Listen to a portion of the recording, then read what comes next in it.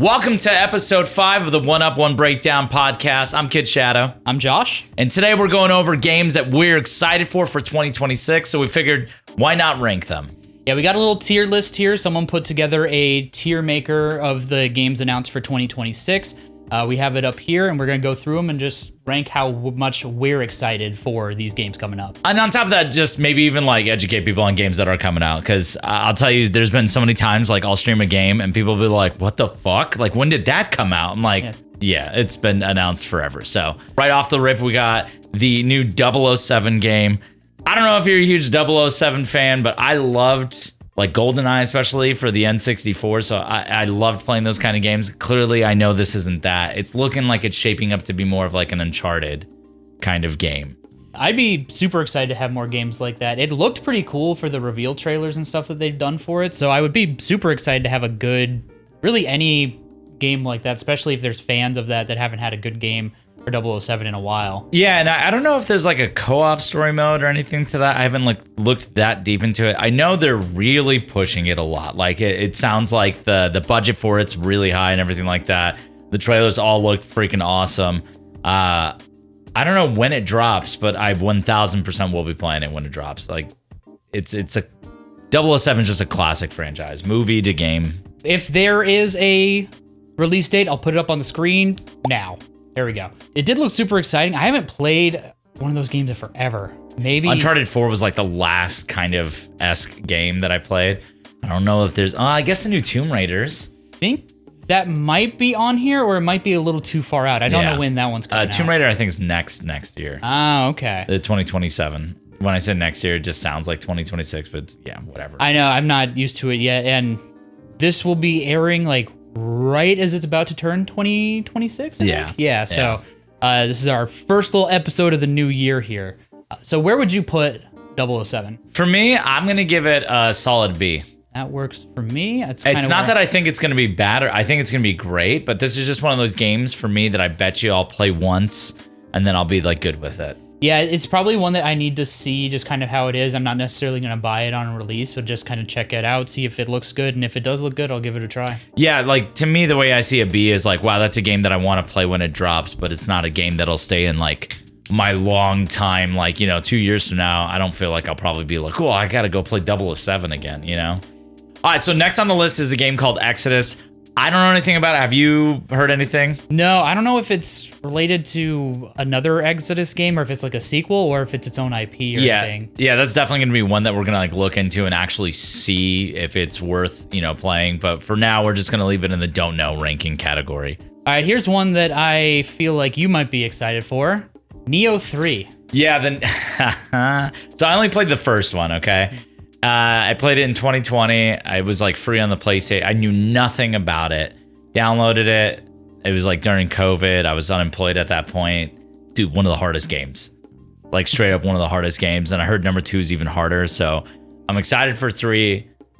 Who doesn't love swords and, difficulty? Like, let's be honest. You're probably going to be streaming that one day one, I would assume. No, yeah, I have to stream that one day one. And it's crazy because there's another game that's coming up on this list. They release 1 week apart from each other.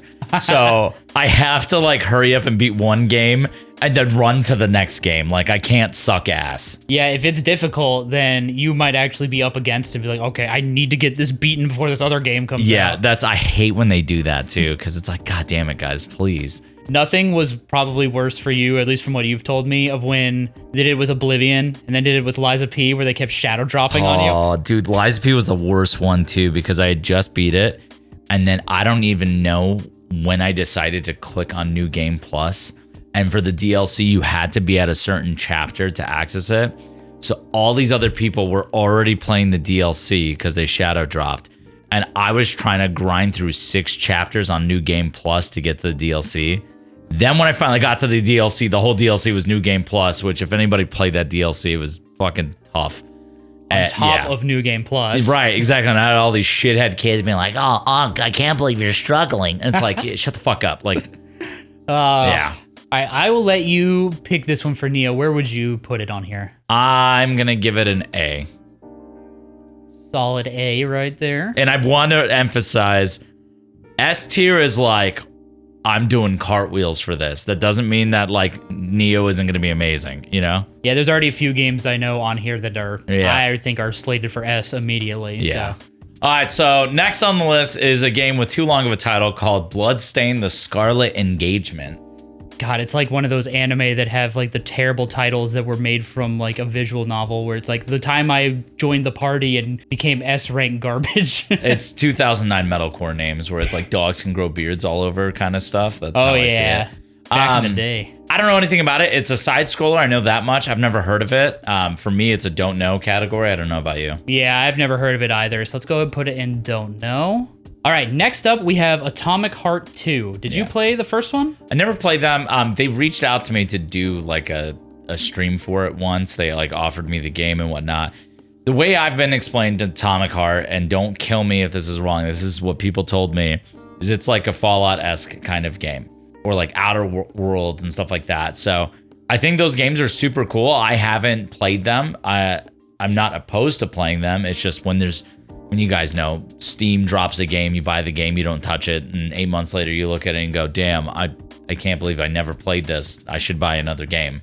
Oh, dude, my Steam library is so filled with games I've never even downloaded. It's fucking, mine's trashed. I'm not even gonna, on stream once, somebody was like, why do you have 3D hentai pinball? And I was like, it was a gift. Someone gifted it to me. I was like, I didn't buy it, and I didn't beat the allegations. But why do you have 300 hours played? I don't. I never even installed it. They were like, why do you I said, I swear to God, someone sent this to me, bro. I don't freaking know. For me, I'm going to put Atomic Heart at a C. That makes sense to me. It's probably one of those where I'm going to see just how it is. Maybe if it catches on after it comes out and I see things with it, I might give it a try. Yeah, like it's one of those games where it's cool. For me, it was like Borderlands, right? I didn't grow up playing Borderlands, but when the fourth one came out, it looked cool enough, and I was like, all right, let's try it. How did you like Borderlands 4? I didn't. I did play a little of 3 as well, just so that's said. I heard 2 is peak. I don't know if anybody can... 2 is the best one. Yeah. It was all right. It just felt... It felt like I've played that before. Yeah, I think that's kind of the issue with Borderlands. It doesn't feel like... And supposedly 4 was better than 3. Yeah. And I'd believe that too, because 3... I don't know, 3 looked weird. Then they had this pre-sequel one that I also didn't like. It's not that I think they're bad games. It was just one of those games where I was like, I don't want to sink hours into this. I've played enough of this kind of game. I do think my liking. It's probably one you need to have people that you want to play with playing with you the entire time, probably, for these ones. Yeah, absolutely. Multiplayer changes it. The bike was cool. That's kind of what I remember from 2 is I liked the vehicle and stuff. That was pretty fun. Shout out my guy Claptrap, though. Fantastic name. Good old Claptrap. All right, so next on the list is a game called Tides of Tomorrow. It's like a story-based game where you can make decisions, or like if you have like a Twitch chat, they can also aid in making the decisions. It looks really pretty. Outside of that, I don't know, it doesn't really do anything for me. Yeah, we went and watched a trailer and we still don't necessarily know too much about the game itself. It does look like it's about the story and decisions from what we could see, but yeah, it doesn't seem like my kind of game. No, yeah, we're actually going to add a tier right now on the Snap called I Don't Give a Fuck. I'm sure the game could be fun for a lot of people. I just truly don't care for it. And unless that maybe there's a new trailer that comes out, which makes me go, oh my God, you know, I just don't care. The story has to be probably insanely good for me to play one of this. Maybe it's one I watch a playthrough of, but I don't. Especially with the average cost of games being like higher, I don't Did look pretty though. It looked really good. Like as far as like design goes for colors, it's very like, it is pretty. All right, so next on the list is Mortal Shell 2. It's another Souls-like. I've never played the first one. Very mixed opinions from the community. People either like really like it or they just don't. But I remember watching the video for Mortal Shell 2 and it looked really cool. Hopefully it'll be good, especially I feel like if they're making a second one, it must have done at least decent enough to where they'd be able to see a second one as viable of doing, and hopefully they can learn from whatever the community seems to have not liked. Well, and Souls-likes in general have just come such a long way since a lot of these like early adaptations came out, where they've kind of learned and they've been like, okay, the community really likes these features, they really hate these features. So I think the quality of Souls-likes are getting better and better. Hence games like Wu Chang that came out this year did what it was intending to do very well. You know, for me, I'm gonna give this a B. I don't know enough about it to put it at A. That makes sense. Another one to me that seems like I'm gonna see what if there's anything I like about it and make a move. Then kind of just wait for it to come out and see how it is. Yeah. Next we have Code Vein 2. I am super stoked for this. I actually played Code Vein during this break that I've been on for Christmas, and I enjoyed it. It's an earlier Souls-like. You can see where I think this came out in 2019. So before games like Lies of P and stuff had like a really big chance to shine. Who doesn't love big anime titties in the form of combat? Oh yeah. I do, and the trailer looks really good for the second one. If they made it more fluid and smooth, and really kind of just brought it more modern, I think Code Vein 2 could be a huge contender. I'm gonna put it at A in front of Neo. Ooh, specifically. In front of Neo. Okay. Yeah, I like the animation style more. I like that cartoony-ish like aspect to it. Yeah, hopefully it'll be good. I know it seems like Code Vein kind of happened before what seems like the rush of these gacha Gooner anime games. Yeah, you know? Like the renaissance of the renaissance of Goon. Yep, the Goonaissance. Oh God, the Renegoon. Oh gee, the Goon affair. Guys, quit being horny. Like, that's really what all this comes down to. Like, you guys are all being horny. Everything that happens is gooning this, edging that, goontastic. Goons used to be, literally the term goon used to be a bad guy. I can't hear that anymore and not think of something terrible. We truly have entered the Gooner Gacha era of the gaming space. It's bad, but I'm still going to play Code Vein 2. Speaking of when goon used to mean bad guy, we have Lego Batman. I like the Lego series. I think it's super cool. I've played a couple of them, like Lego Star Wars and whatnot. There are like some diehard Lego fans, like for the games. Like they're like, I fucking love this, dude. And I'm like, okay, man, like you do you, bro. Yeah, great for you. I haven't played a Lego game since before they were voice acted. So seeing that trailer and like, oh, this is fully voice acted was a little weird to me. Yeah, Pokemon fucking take a hint. Good God. I can't. I don't. That shit still makes me mad. And anybody that you don't need voice acting in a Pokemon game. Yeah, sure. Do you know how much better it would be? Right. I'm gonna put this in the B category for me. I don't know about you. For me, it'd probably be a C. But just because I haven't played one recently, but I do think it looks like it's well made. That's my problem. I like Batman. Like if it was the Lego Horizon Zero Dawn, I would probably put that in Don't Give a Fuck because I'm sorry, I don't know who needed a Lego Horizon game. Is that a real game? I swear. Really? Yeah, I swear to God. That's crazy. Did you play the Arkham games though for Batman? No, so I own them and I want to play them at some point. It's another one of those. They're in my like Steam library, but library. Jesus Christ. Sounds delicious. But you definitely should play the Arkham games. Those are fantastic, and that's why I think they probably went with Lego Batman. Like, we can just make how the Arkham games were, but Lego, and it'll work, and people will be excited. That should be one that you should be able to stream, too. You know why I held off on streaming them? Why? I was literally about to fucking do it, and then Kai Cenat was like, I'm doing a marathon.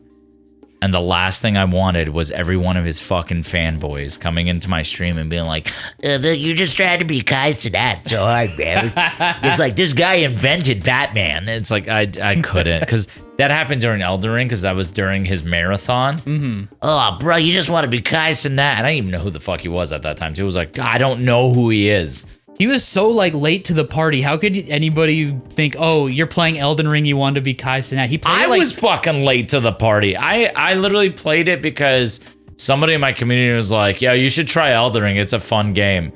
I was literally playing Fallout 4 right before Elden Ring. Like, there's no connection between the game styles, and I just tried it. You should send that guy a gift certificate with what it did for you. Right. No, well, it's a great game. Honestly, it's a yeah. fantastic game. And even my buddy Colin was trying to get me to play for the longest time, and I was like, I'll get to it. Like, if you find yourself with an empty kind of window, I would say try the Arkham games. It might even get you more excited for the Lego Batman too. True. All right, so the next two games on the list, I'm going to be 100% honest. We don't know anything about them. Never heard of them. We tried looking some stuff up. We couldn't even really find anything crystal clear to like give you some hype stuff about it. So we're just going to put them in the don't know category. Yes, which then leads us to Fable, which Fable is a game that I played the first 2 or 3. Back when it came out, it was a very kind of almost innovative game, just how it did RPGs, like your characters actually aged as you leveled up, and then it had kind of a deeper, like, you know, you could get married in the game, you could do stuff like that. And it's a series that has, for lack of better words, severely fallen off. Yeah, so I remember hearing about Fable when I was younger. So I was a Sony kid growing up all the time. Back when families could either only afford one console. It wasn't like, hey, let's just get them all. Fuck it, you know? It was like, pick one, and that's what you're going with. My brother and I always picked PlayStation. And Fable 3, when that came out for the 360, right? Yeah, it was around there. Most of them were Xbox to the Xbox 360. Right, it's like something around there. I remember hearing about that age mechanic and how like your character just like grows old through the game. And I remember being like, man, that's a really cool concept. I liked that. My friends were great. I've never played Fable to this day. And I always wanted to. That's one thing I hate about console exclusivity is one thing if you own all the consoles, whatever, you don't care. But for like someone like me growing up, where I missed out on so many games like Halo and Gears of War, and to experience them for the first time this year. Yeah, and it was crazy, man. With you going the PlayStation route, 100%, I think that you made the right choice, except for the 360 PS3 era. That's like the only one where like 360 had just all these crazy new IPs that now you're getting to experience for the first time, though. Yeah, well, and the one thing the 360 had better than the PS3 is the multiplayer interface. Mm-hmm. Xbox shit on PS3 for that because they were like, hey, it's easier to connect with friends. The UI is like super simple. Connection was great. The only thing PS3 had over Xbox was their internet didn't cost anything. So paying for online services for Xbox back then, people were like, I don't want to spend this money to play online. PlayStation was smart about it. They're like, hey, it's free. Luckily, right now, too, we're kind of in a good place when it comes to console exclusivity, where it's now just almost timed exclusivity. And so now, if you have a computer, you basically can get the vast majority of games now in some way, shape, or form. Because even some of those that were console exclusives, you can still play if you get a subscription to like the Now, like PS Now, you can use to play Bloodborne on PC if you really wanted. And we kind of have Fortnite to thank for that as well, with like cross-platform and stuff. Yeah, crossplay is the move, honestly. The only reason why exclusives still exist, two real reasons, is a game studio needs the funding to make their game come to life. And they're looking for someone to do that. And a lot of the funding sometimes will be like, hey, we'll give you that if only you sell it on our console for XYZ. Right? It's like the trade-off. Or it's just one of those IPs that is like console like defining, right? Like God of War was that, Spider-Man was that. Like obviously they've shifted to PC way later. There's actually another game on this list coming up this year that is one of those console exclusives that I'm excited for, but that's something that kills it for me. I think too, developers, if you have a good game where it's like that level of a massive game that's an exclusive and a timed exclusive, I think there is a not 0% of people that will end up buying it twice because they want to have it on their PC and they don't want to carry it over on a console when they can have the PC version. Bro, I'm one of those people. I bought Final Fantasy VII Rebirth for PlayStation 5. And then they were like, we upscaled it for PC. And I was like, bro, yes, I bought it. And it's another one of those Steam games I never fucking touched.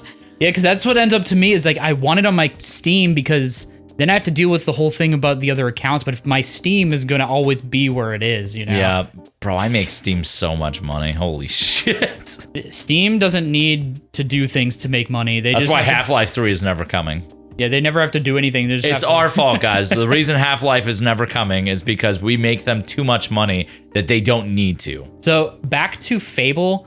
So Fable 3, I think it was, or 4, I don't remember, was not good. There was, if the one I'm thinking of, there was only one part where I particularly liked what they did, and it was at the very, very end of the game, where the whole point of the game is you trying to oust the king, and then you become the king. And then what you have to do is you have X amount of funds to then give towards the upcoming invasion, the whole reason you were ousting the king was because of the amount of people that were not being helped where that money they needed. So you had to choose, are you going to help the people in that, or are you going to have the money for like this war effort of this invasion coming?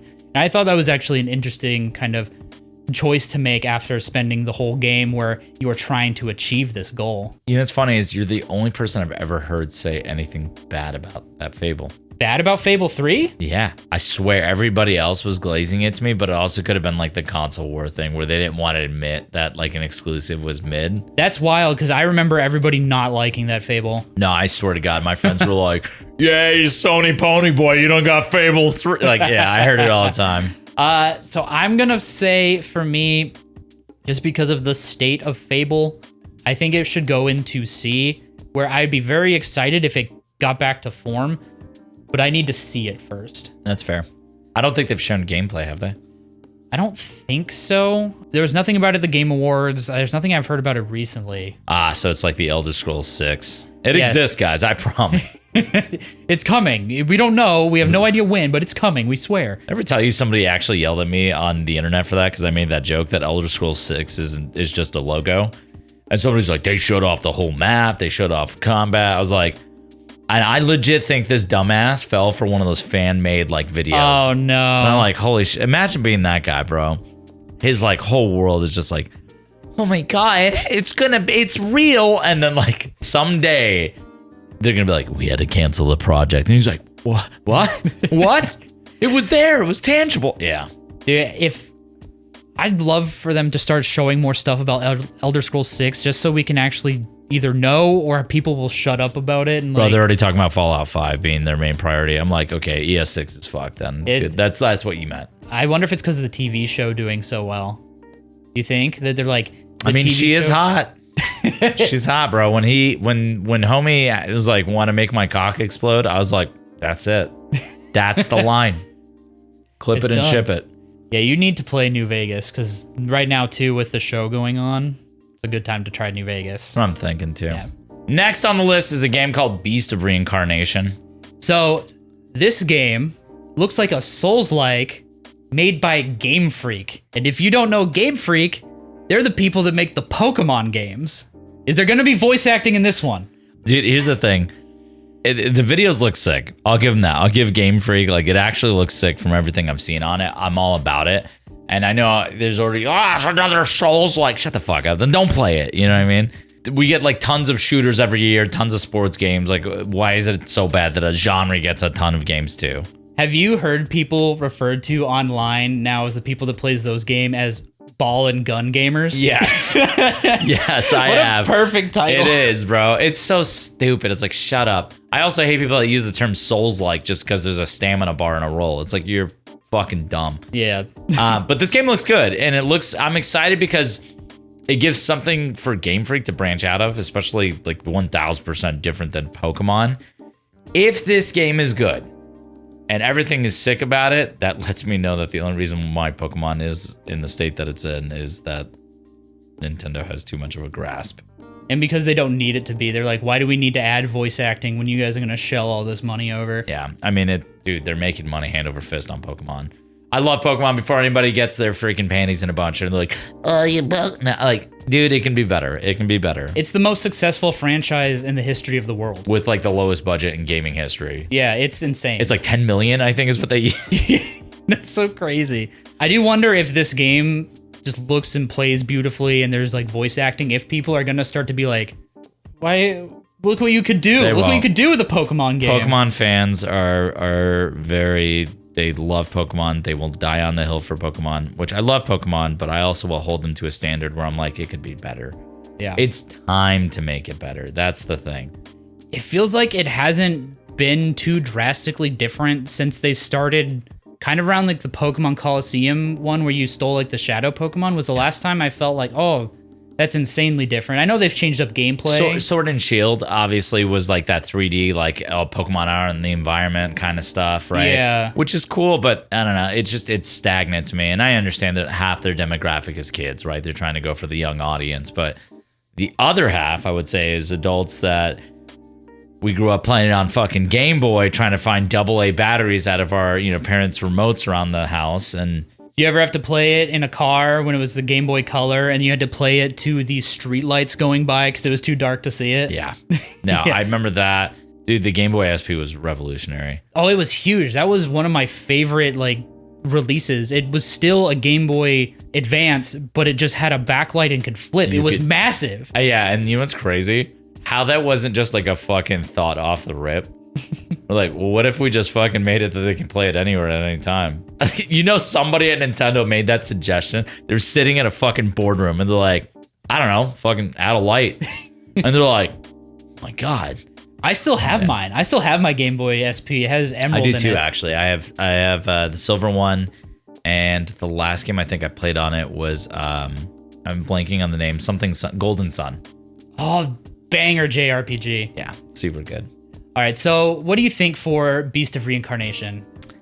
I give it a B right now. I think so too, because I remember it looking pretty good, and I'm always down for companies to make just good games. So if they can prove they can do it, Game Freak, I am totally willing to be like, yes, give me a good game. Yeah.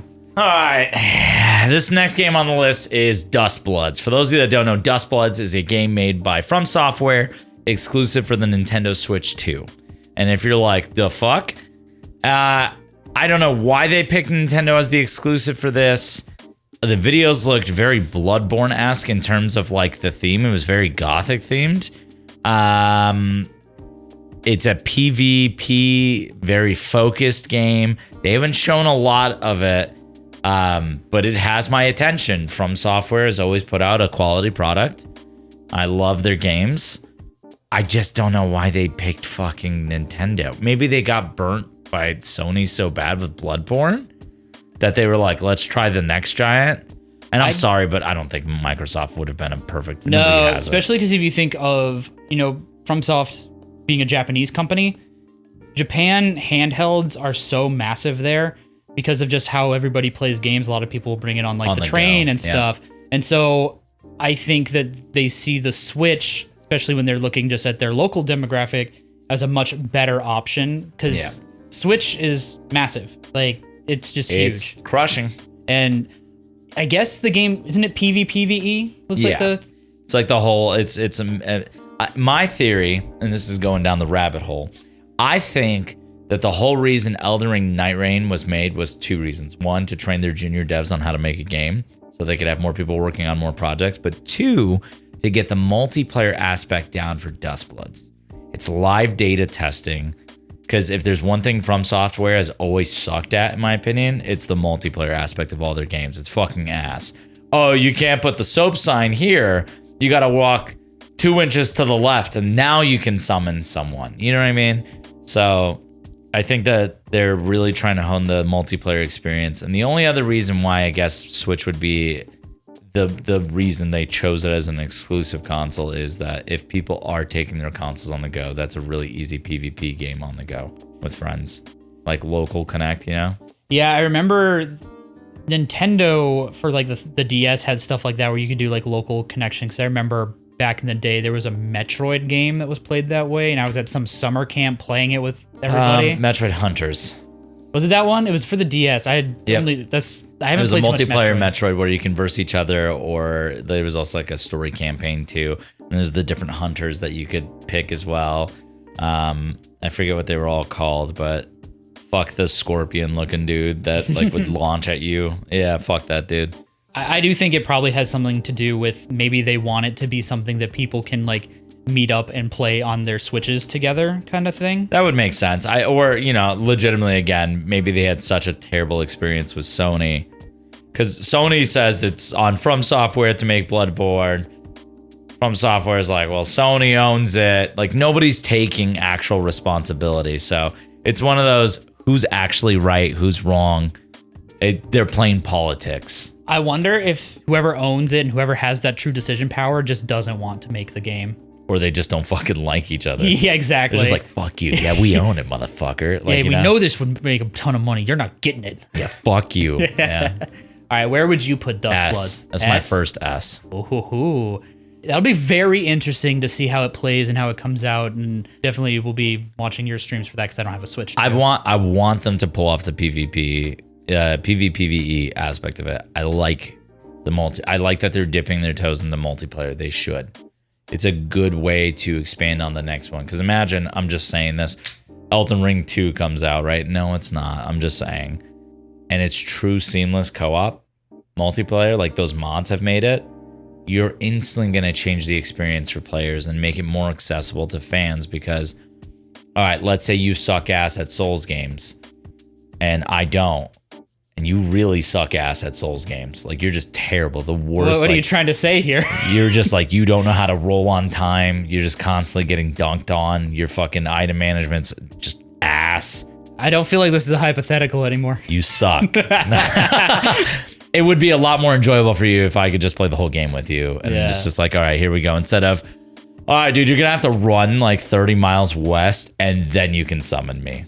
Yeah, you're going to have to change this password to be this and then go to this spot and then summon me and hope that it works. Right. It's a very dated multiplayer system. It'd be super cool if they adapted something like that because that'd be just another instance of mods becoming, like, showing developers what people actually want in them and actually putting it into the games. Because that's kind of been a story for a while for games that like or support, like, modding like that. Like how Dota 2 or Dota was spawned from a Warcraft game, like from Warcraft, and then like Dota. Yeah, I've never played it. I have zero. I watched a friend play a shit ton of it. But then like Among Us adding the proximity check, which was originally a mod, and way stuff like too that. late. Yeah, but hopefully they see that, and that might be something that they might have interest in programming. Proximity chat's the best feature in any game. It's just instant shit talk.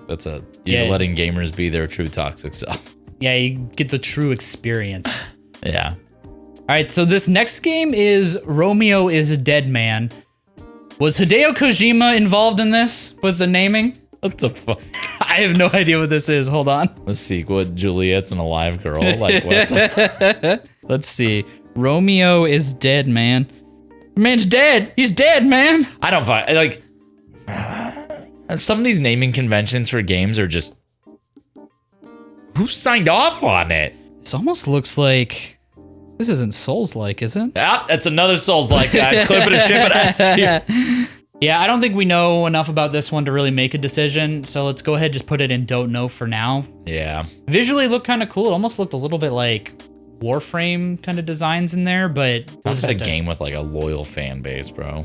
I know, seriously. And talk about a game that now has just become something completely different, where now even the devs don't know what it's about anymore. Right, dude. Like, sounds like Kingdom Hearts.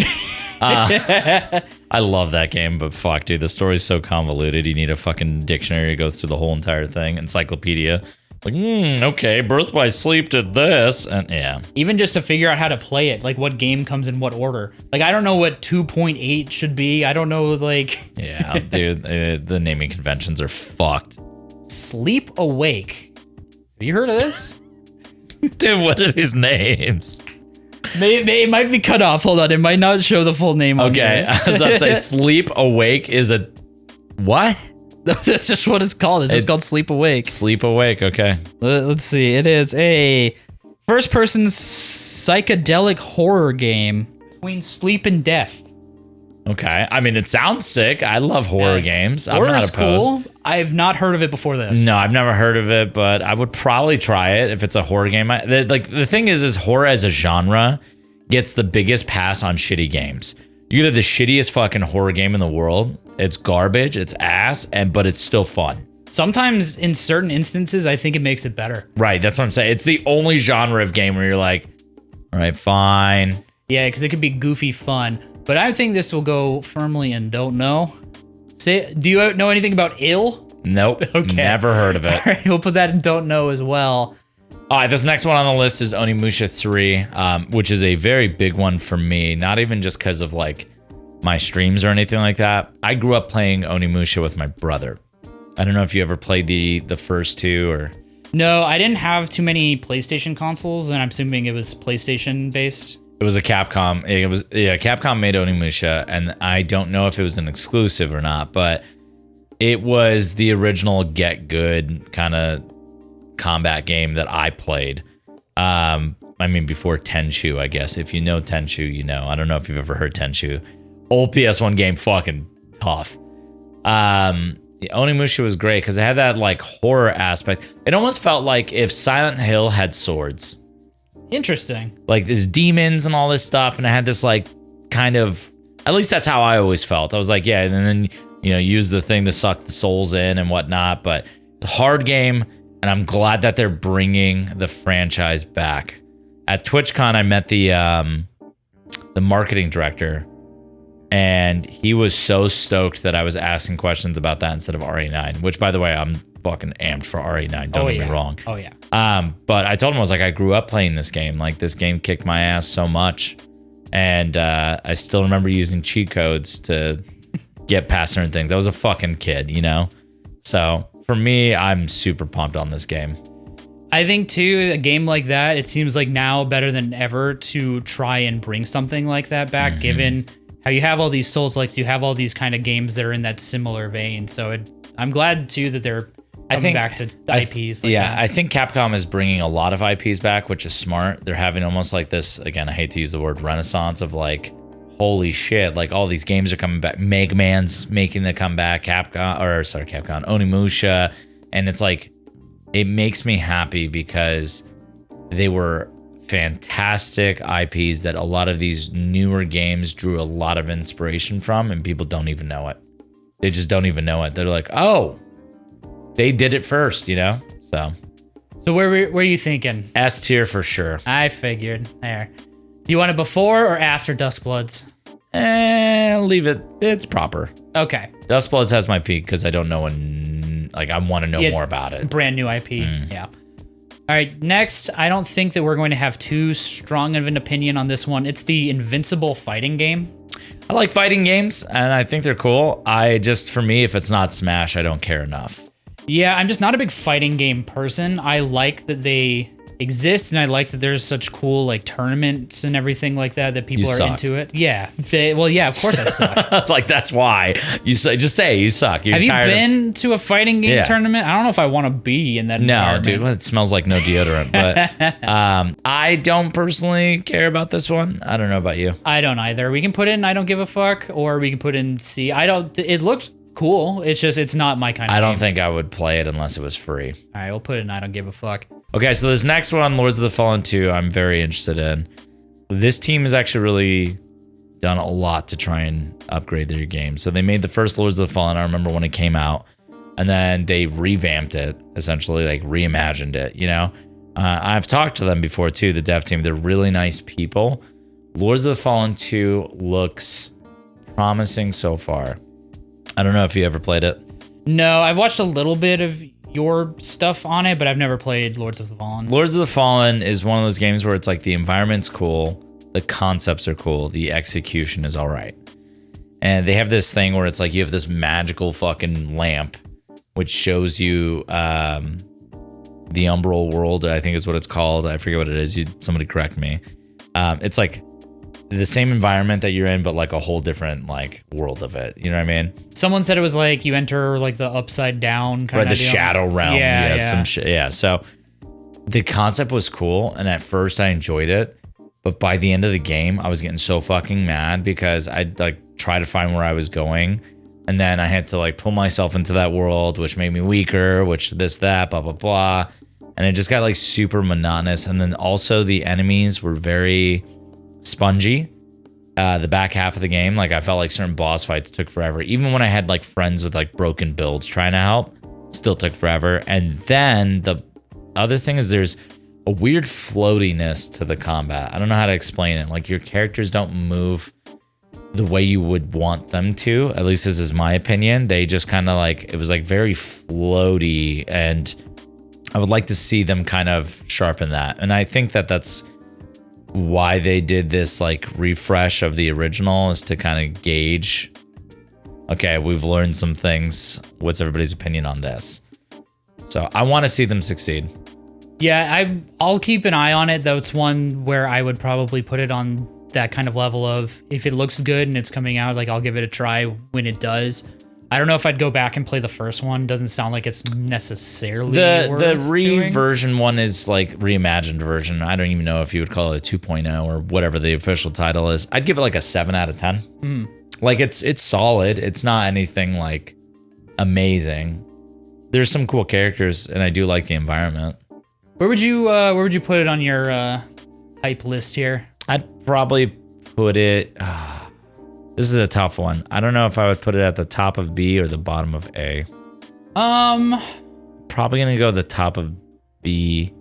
I don't know that it has the same level of hype for me as the other two above it.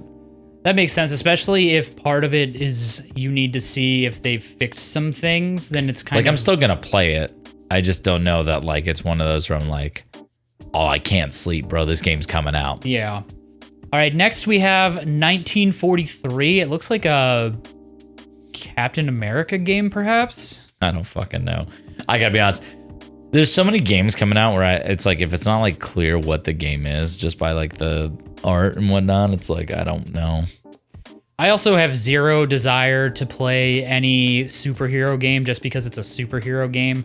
That is something where I'm fully with the fatigue side of it, where there's just so much superhero stuff ever since. Is it actually Captain America? Is that what it is? Pretty sure.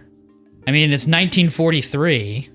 It is World War II. All right, then yeah, I don't give a fuck. Yeah, I don't either. Maybe it'll be cool. It's not my. You want to know the game. only superhero game I'd actually care about?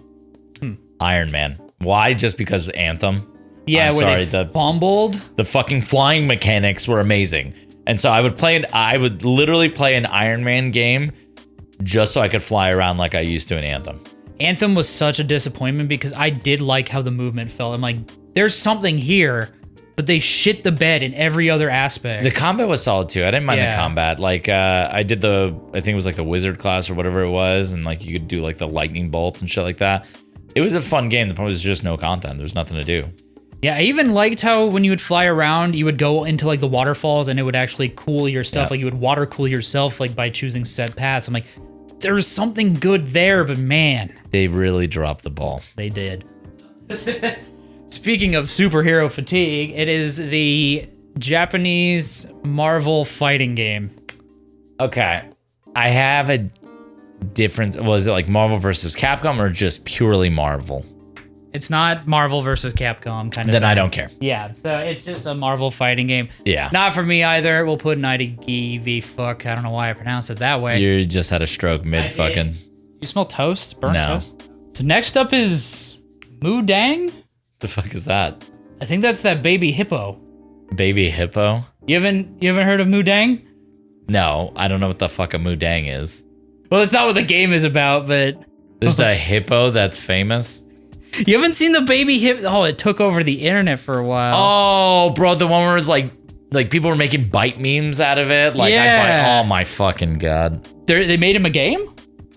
Bro, I don't know. Did Game Freak make it? No, let's see. So Mudang Two Hearts is what it's called. In a unified Korea, masked terrorists strike at the heart of Seoul. Different Mudang, bro. Yeah, okay. Different Mudang. Nah, dude. The baby the hippo's going hippos tactical. committing terrorist attacks. Yeah, it's just like shows up in like fucking Splinter Cell setup. Yeah, where it's dude, like, oh, wait. A soldier sent to stop the attack stumbles upon a K-pop star. I might be the right Mudang. Hold on. At the center of the unfolding crisis, as their stories intertwine, a chilling truth begins to take shape. It's a stealth shooter. Sounds like a Hideo Kojima title. Like he just fucking took DMT and was like, I'm just gonna make a fucking hippo extraction. Like, I haven't heard of this before. I haven't either. I'd play it. I'd try it. I'd try it too. It does sound like it'd be interesting. It does say more like this, and it has the Metal Gear Solid 3 remake on there. I fucking called it. Who makes this? Instead of Hideo, it's like Bideo. Bideo Hojima. Like, He just has like a fake mustache. Yeah, it's like some. Okay, let me just see who makes it, then we can move on here. EVR Studio. Never heard of them. I haven't either. Maybe they're new? Probably. Okay, hold on. Their previous game on here, at least they pulled it up on Steam, is a little interesting.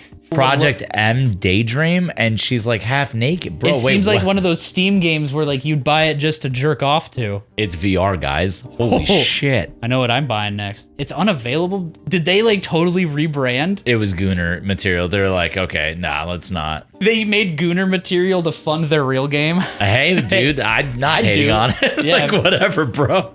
I'll honestly, I don't think this is I don't give a fuck. I think there's enough where I would put it in like higher C, like maybe above Fable. Or do you want to put it above Atomic Heart? I'm okay with that. Yeah, let's leave it there because like it sounds like it could be interesting, and I like stealth shooter games. Me too.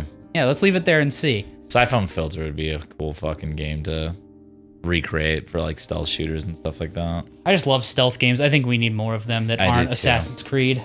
All right, so we tried to find whatever this one is. I can't tell what it is from this picture. Nope. So we're just gonna put it in don't know. I'll put it in C for the. No, I'm just joking. It's C for the vibes. All right, for this next one, I'm not even gonna let anybody talk. I'm just gonna say it. Resident Evil 9 S, very top. Like I think we both agree. Yeah, absolutely. Yeah. Like there's one coming up that is the most like anticipated easily, but for me, this is my most anticipated game in next year. I'm stoked for it. I am beyond excited, and the fact that they announced Leon too. Here's the crazy part. I think Resident Evil as a series has gotten so good that I don't even need the main characters in anymore. 7 and 8 literally changed my entire opinion of not needing Chris or Leon or Wesker in a game for Resident Evil to be good.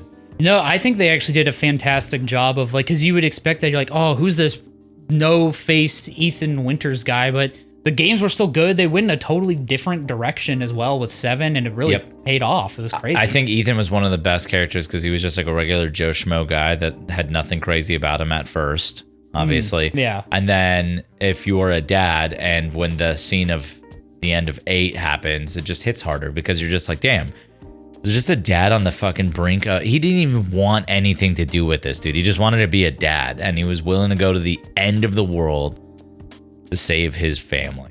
Yeah, and then his hands took immeasurable damage throughout the entire of both games. Every single game getting your hand chopped off or sliced off. Like, Bro, and then he just like fucking super glued it on like nonstop. Just like, put a little of the medicine on there. It'll fix it up. Yeah, dude, literally just fucking acid, just dumping acid on himself, tripping out. And he's like, my hand is back. Yeah. You know, originally I thought it was just like a goofy thing, but it worked that way because he was becoming the mold. Right. I actually thought, at first I was like, okay, this is just Capcom being extra. Yeah, like, he staples it on the first right. time. Leon does backflips. Chris punches boulders. Homie reattaches limbs via staples. Like, I was like, okay, everybody's got their fucking thing, you know? Yeah, and then Jill somehow convinced Nemesis to never smash her head every time he picked her up. it was an interesting thing to go back and see. It's like, oh, because of how that mold works. That's why all that actually happened and why it worked for him. One thing I want to say before we pivot off of Resident Evil, what the fuck happened to Claire? Code Veronica happened, and then they were just like, fuck her. She's Chris's sister. Nobody cares. She's living her best life, apparently, I guess. Like, Yeah. I honestly thought they were going to bring her back like sooner than this. what if Claire is like a minor character in 9 because they're going back to Raccoon City? Ooh, that's actually a good point. I didn't even think about that. And she's trying to help Leon not die because he's got like chlamydia or something on his neck. Like, I don't know if you've seen it. It's like growing, dude. I did not see that part. Yeah, like, he's been clapping zombies for so long. He finally got it. He got the clap from them. Ew. But yeah, easy S tier. Pragmata. This game already came out. Did it already come out? I'm pretty sure it came out this month. I know we saw a bunch of stuff at like TwitchCon for it. I thought it already came out. Unless it's just like a playable demo. Am I crazy? It comes out in April. So Fuck. So yes, you're crazy. It looks interesting. It's a space game. It's like when we have like the little girl who then Yeah. like it's like quick time events for her to do like her actions. I'm down to try it. It looks interesting. It's just weird. It is a little weird. It does look a little like, it kind of feels a little Kojima-esque. They were trying to capture that. That's what I was trying to say. Like that, it's got that Death Stranding vibe to it, where it's like this is very weird and for a certain 100%. audience. I'd put it in like a B. I think so too, because it's like what I've seen gives me enough hype to where I would try it. Yep. But it isn't necessarily one where I'm particularly hyped because I ain't fucking pre-ordering it. yeah, Reanimal. Have you heard of that one? I don't know what that is. Nope. Oh, is this like a Little Nightmares-esque game? Well, God knows it can't be worse than Little Nightmares 3. Biggest fucking. Yep. Yeah, it looks like kind of like a Little Nightmares type game. I'm all for it, dude. I love those kind of games. Inside Limbo, all that shit. This is just the Google synopsis, so that could be wrong, but it's saying from the creators of Little Nightmares because the team was different for Little Nightmares 3. You could tell because it was ass. But if you didn't like Little Nightmares 3, maybe that this is like one from those people that might actually maybe be like a spiritual successor kind of thing. You know what? Put it in B. Fuck it. B? You Can't got be it. worse than Little Nightmares 3. Let's take a jab at them.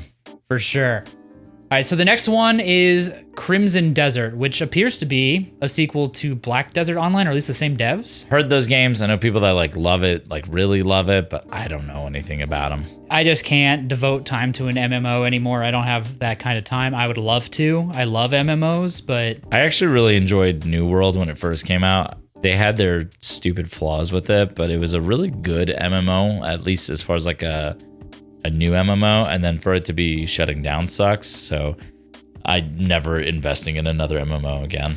I'm too happy to play WoW, bro. yeah, they need to get some stuff together for WoW or do like a reset, because that's what both of the other big MMOs did, where Final Fantasy 14 just nuked the universe and restarted, and RuneScape went back to where people liked it and built off that. I think WoW needs to do one of those two things. Yeah, they just added too much shit. Yep.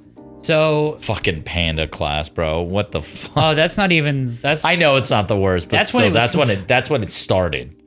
That's true. It got kind of like, it's almost like their Jar Jar Binks kind of like jumping the shark moment. Yeah. Although that expansion I did play and it was fun, but that's really like the true. It was the one after that was the true decline. That was Warlords of Draenor. So I don't know where to put this because we're not just MMO players. Do we want to put in ID? I don't give a fuck. Yeah, just because we don't play it. I'm sure it's cool. It's just not what we would be playing. It's not my thing. So next up is Resonance, which looks like it's some additional entry into the Plague Tale series. So I never played a Plague's Tale, and I will definitely be playing this one because the main actor is voiced by a friend of mine, Anna. She's done voices for different games like Final Fantasy 16, the original Plague's Tale. She was Dory, which is what this Dorothy or Dory, I forget what the main character's name is, but that's who she voices. And she announced this year that, you know, they gave her own game essentially. So out of just like pure respect to her, I would love to play a game where they just like focused on her. That's super cool. Yeah, it's definitely excited sick for her. Yeah, she's a sweetheart too. So she also streams. I think she also did stuff in what's that space game that's like ships cost a shit ton of money. Oh, the one that's still in alpha? Is that Star Citizen? Yeah, that's it. Yeah, Yep. she did some stuff in Star Citizen too. So where do you want to put this then? probably like a B. Whatever. Yeah, probably like I don't give a fuck. Yeah. Yeah. Could you? I'd rake it in I don't give a fuck. Yeah, I talked you up, but I'm gonna put it in the don't give a fuck Yeah, tier. Sorry. All right, next is Soros. You know that one that it looked pretty cool. Yes. Okay. So this one for me is huge. I love Returnal. Returnal is one of the best slept on games for PS5. If you never played it, you're doing yourself a disservice. It is a fucking hell shooter is what I would call, like a bullet hell kind of game, but it's just so much more than that. The story's fantastic. The combat's amazing. The bosses are sick. The environment's fucking S tier. The game's fucking dope. Yeah, just the trailers I saw, it was one of the few things that definitely stood out to me when they were the reveal trailer, or even just the additional trailer that we saw. I think it was that Summer Games Fest, I think maybe. Yeah, it was one of the standouts for that. Where would you want to put it? Because that, I feel like it's got to be S or A. For me, it's an S tier. I loved Returnal way too much. The fact that they're basically making what is a sequel, essentially. I'll put it in S. Dude, if you seriously, and for anybody listening or just fucking you as well, just fucking play the game. It's hard though. Go into it with patience. There's like mechanics you have to learn and understand. And then you'll go against a boss that shoots like 200 bullets at you in a particular pattern. And you're like, well, shit, the only way to dodge this is to literally be here specifically. Yeah. That's cool. Yeah. It's awesome. I'll give it a try. Definitely stoked for that one. I'm actually going to play it later today. All right. So the next one is Silent Hill Townfall. And we just looked this up. What the game is, it's made by the people that made like Until Dawn and the Dark Pictures anthology, but it's set in Silent Hill kind of stuff. So it's like a spin-off. I had never even heard of this until just now. Is it going to work the same way with like the quick time events? I assume so, where it's like quick time and decisions. Why is that so smart? You know, I think it truly comes down to execution, because it could be, I think it could go either way. It could be a complete disaster or it could be fantastic. Like, imagine you're about to get diddled by Pyramid Head and it's like, just don't move the controller. If that is the negative, some people be shaking the shit out of that controller, dude. And they're like, grab me. Like, oh, Pyramid Head, yes. Choke me, please. These hills ain't silent, brother. Oh, not now when Pyramid Head's there. No, dude, you know what's crazy is like the amount, it's not even just like chicks, but like dudes as well. I've seen like dudes comment on my stuff like, God, bro, I wish Pyramid Head carried me like that sword. I'm like, bro, stop. Dude, there's like figures you can get with him with his like dick out and shit. Pyramid dong. Yeah, just like full dong head, just like yeah, full hard dong. His dong is in the shape of this mask too. That's what the tip looks like, is the Pyramid Head. Is the head of it. I'm gonna give this an A for myself. I think that's super cool. Yeah, we'll definitely see what comes out from that. I don't think I've seen any trailers or anything. No, yet. I didn't. I literally haven't even heard of it till now. Hopefully it's cool. All right, so this next one is The Occultist. It's not one that I've seen much about, but it looks to be S. I'm just joking. It looks to be a survival horror game. I love survival horror, but I need to know more about it. And it looks like it's kind of more of like that, where survival horror mixed with like puzzles, and it said stealth based. Oh, the puzzle aspects sometimes get me, because like some of these horror puzzle games, like Silent Hill is on the teetering line for me, where I'm like, it's too many puzzles sometimes, not enough horror. Like the real horror is trying to figure out why the fucking numbers are on the wall. Like that's like, Jesus Christ, guys, let's continue this. Try to figure out how to turn it. Slows the pacing down too much sometimes, where it's like not scary the whole time. And you're like, okay, I gotta sit here and fucking flip this Rubik's Cube a million times to find out why like Cindy lost this. And it's, yeah. Yeah, I think we'll probably have to put this one in don't know, because we just don't have enough information. I have no idea what the fuck this one is. Yeah, this next one, it's some anime pirate girl. I can't. It's like One Piece themed or something. S. Okay. I'm gonna put this in don't know. I tried to look up what it was and couldn't necessarily see it, so we'll just leave it there.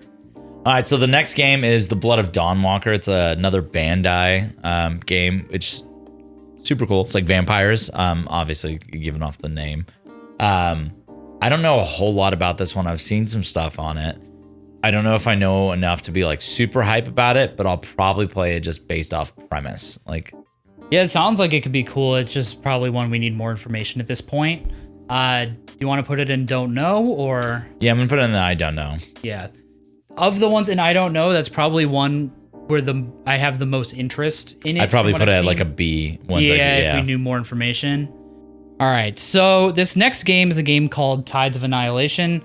I have not heard of it, and we just kind of looked things up real quick. And what it's saying is it's action adventure set in modern London, but it says that it has combat elements compared to Devil May Cry. Sorry, I had to keep looking it up. It's a knife simulator, bro, because it's London.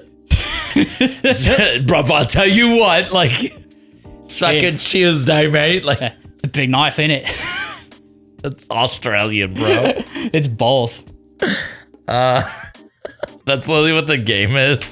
They're just like, how do we take what's going on in London and just fucking monetize it? Stabbing. Make it an action RPG where you just go around stabbing people.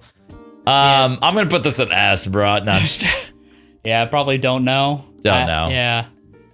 And last but not least, what is it? Is that GTA 5? It's 5, yeah, they're re-releasing it. Okay, last but not least, GTA 6. I think that's going to go at the S tier if it ever fucking comes out. Honestly, it shouldn't even be an S tier game. It should just be a Grand Theft Auto 6 tier. This game is going to be massive, guys. It is going to change everything in the gaming space as we know it. People have no understanding of just how crazy this is going to be, okay? I hope for this game is that they have the online ready to go on launch. This game is going to be the biggest thing that has happened to gaming since Fortnite. Literally. GTA 6 will make gaming streamers cool again. It'll make gaming streamers popular over IRL streamers. All those streamers will go back to GTA 6. It is going to be an entire culture based off of Grand Theft Auto. I can't say enough how massive this is going to be. Yeah, GTA 6 RP is probably going to take over Twitch for quite a while. Everything, not even just clips. Everything is going to be Grand Theft Auto 6. And that's why everybody is trying to base their release dates around Grand Theft Auto. That's how you know. And they have like a $2 billion budget, which is 3 to 4x what GTA 5 and Red Dead 2 had. Like, think about that.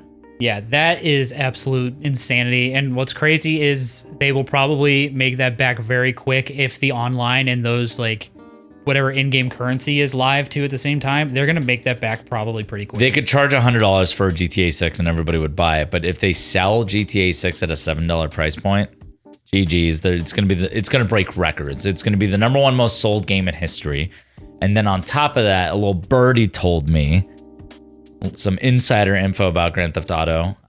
What's taking them so long, evidently, is they are supposedly, and I don't know, this isn't true. This is all speculation of what I've been told. Allegedly, there's gonna be a cryptocurrency for this game, where you can literally make money playing this game for doing the things in game. Like their job is going, like on LinkedIn, you're gonna go in and it's gonna say GTA 6. I wonder how that's going to work, because that seems like something that people have tried to do for a while but found no good way to implement it. Yeah, but if there's somebody I trust literally to figure it out, it's a Rockstar. They are truly a quadruple A game. Sorry, Ubisoft, with fucking bullshit pirate game, whatever the fuck that was called.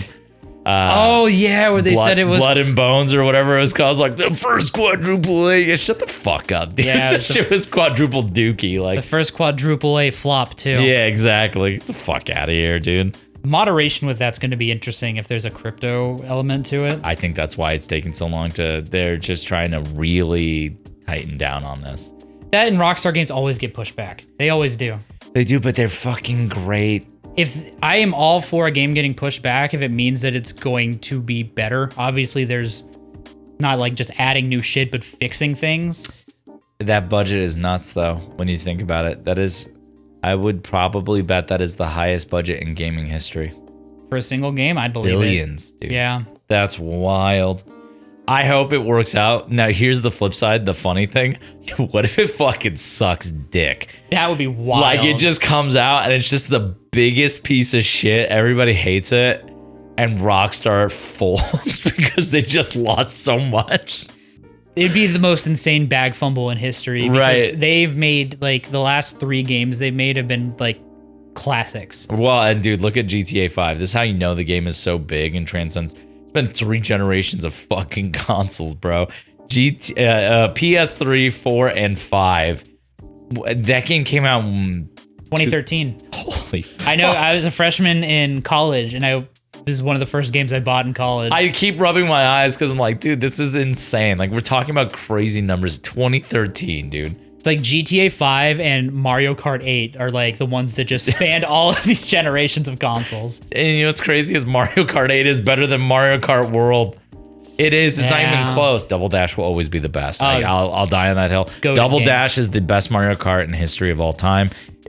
Nothing even comes close to it in terms of Mario Kart. It was my favorite one too. It was so good. Yeah, the GameCube controller with the wave dash, or not wave dash, the dashing in general. It was they double added dashing. melee mechanics. Yeah, sorry, I played way too much melee. I have melee brain rot. Yeah. Well, that is our tier list up there. Let us know what you guys think. I did keep Resident Evil above GTA 6, but that's my own personal thing. We can move it here. I mean, that's fine. I don't care where it's at. It's all S tier at the end of the day. Yeah, I will say this. If you guys know about those games that we don't know and you want to let us know, please put something in the comments. If there's anything you want us to review, go over, or even talk about on the next podcast, let us know. Thank you guys for freaking everything. Yeah, of course. Thank you guys for watching. I hope you guys enjoy it and have a good day. Remember, his name is Killer Caston. No, it's not. I feel like I need skulls with guns, the ones that are cringe level. It's either Killer Caston or we're gonna pick some other bullshit name like Colostomy Cast. How old do you think I am? All right, guys. We'll see you in the next one. Bye.